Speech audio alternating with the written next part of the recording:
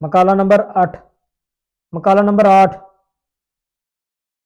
اہل ذکر اللہ کی راہ میں مرے اگرچہ اپنے بستر پہ مرے، انہیں ایک خصوصی زندگی عطا ہے جو عام مردوں کو حاصل نہیں، پس ہم انہیں عام مردوں میں کیوں کر شمار کر سکتے ہیں۔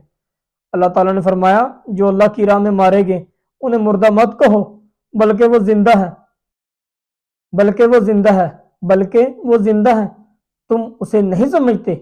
سورہ البقرہ آیت نمبر 154، الحمد حی القیوم۔ مقالہ نمبر 9، مردوں کی قبروں پر بے شک گنبد بنانا منع ہے، مردوں کی قبروں پر بے شک گنبد بنانا منع ہے، اور نہ ہی آج تک کبھی کسی نے کسی مردے کی قبر پر گنبد بنایا۔ الحمد حی القیوم۔ مقربین حق حقیقتاً زندہ ہیں، مقربین حق حقیقتاً زندہ ہے اگرچہ صورتاً زندہ نہیں۔ الحمد حی القیوم۔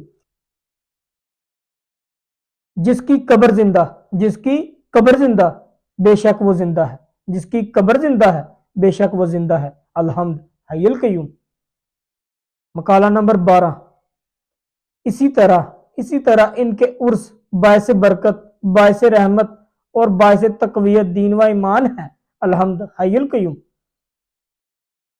مقالہ نمبر 13، باقی سرکار نے فرمایا اور کبھی مردوں کو بھی کسی نے یاد کیا ہے، اور کبھی مردوں کو بھی کسی نے یاد کیا ہے، اگر وہ زندہ نہ ہوتے ان کی یاد زندہ نہ رہتی، صدیاں گزرنے کے باوجود بھی کسی بھی دل سے ان کی یاد فراموش نہ ہوئی، ہر دل ان کی یاد میں مسرور اور ان کی محبت میں مخمور ہے، پھر کیوں کر ہم انہیں عام مردوں میں شمار کر سکتے ہیں۔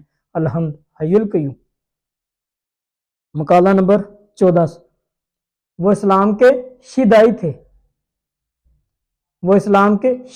تھے، اسلام کو جو ناز ان پر ہے کسی پہ بھی نہیں۔ الحمد حی القیوم۔ مقالہ نمبر 15، ان کی یاد قوموں کی زندگی اور ان کا کردار مشعل راہ ہے۔ الحمد حی القیوم۔ ان کی حیات جاودانی ہے، جب تک دنیا رہے گی ان کا نام رہے گا، یہی زندگی کی مراد اور یہی زندگی کی اصل ہے۔ الحمد حی القیوم۔ مقالہ نمبر 18، تعصب حسد کی ایک شدید قسم ہے، حسد نیکیوں کو ایسے جلا دیتا ہے جیسے آگ لکڑی کو۔ الحمد حی القیوم۔ مقالہ نمبر 19، خالق مخلوق کے ہر اس کلام